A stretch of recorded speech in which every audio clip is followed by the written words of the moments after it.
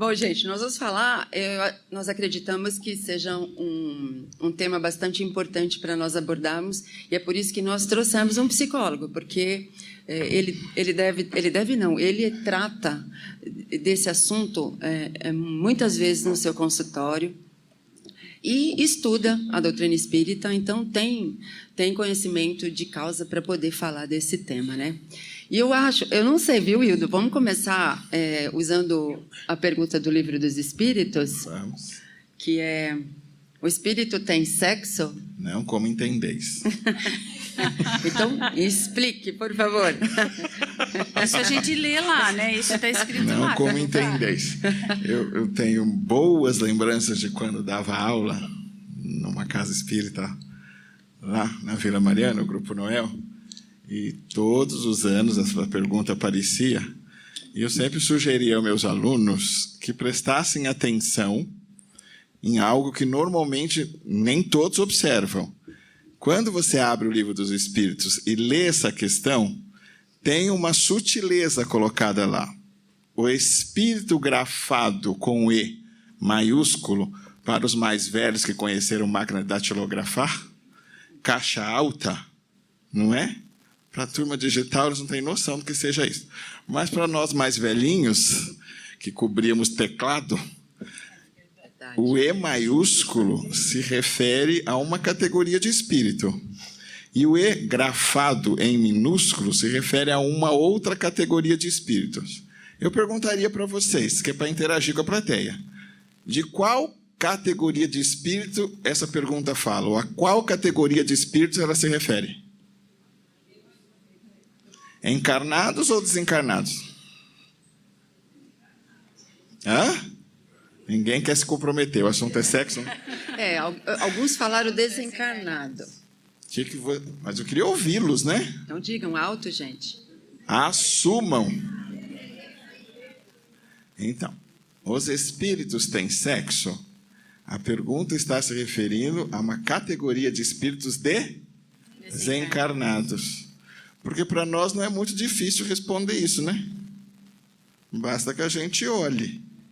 E aí a gente se identifica, a gente se reconhece como a sexualidade direcionada para um lado ou para outro. Na condição de desencarnados, nós temos as duas polaridades unidas. O que determina se nos convém nascer meninos ou nos convém nascer meninas é a natureza das provas que nós vamos enfrentar. Porque o masculino carrega algumas características que, se o exercício for de força, leia-se trocar pneu do carro, arrumar o telhado, aquelas coisas que nós não gostamos de fazer, vocês gostam de pedir, não é? Então, convém que você venha menino. E se o exercício for da delicadeza, da graça, do charme, do encanto, convém que você venha menina, né? Embora masculino e feminino não tem a ver com biologia. Masculino e feminino são forças da natureza que não estão ligadas à biologia, como normalmente nós assim o pensamos, né? Normalmente nós pensamos assim: se brotou é menino, se rachou é menina. Porque os bonequinhos foram feitos de barro, né? Normalmente nós fazemos. Espiritualmente falando, não. O masculino e feminino são energias que estão colocadas no universo. Agora há pouco, nós tínhamos o coral cantando e nos fecundando a alma. Quem era o masculino, quem era o feminino? Na nossa vivência, que acabamos de vivenciar com o nosso coral. O coral era o masculino, porque a voz deles nos fecundava, não é? E cada qual foi por uma experiência de vida, cada qual vai levar consigo essas canções. E nós estávamos passivamente recebendo isso. Não é isso? Então, no momento que o coral cantava, ele era masculino. E nós, na nossa posição de ouvintes, de plateia, passivamente, respeitosamente ouvindo, femininos. Então, perceba que não tem a ver com essa identificação que culturalmente nós fazemos. E aí podemos seguir adiante. Nós não estávamos falando de físico, né? Nós estávamos falando de emoção, Perfeito. Do sentimento. Isto. Como a energia migra e dialoga conosco. Porque as forças da criação se dão assim. com as energias migrando, dialogando, interagindo.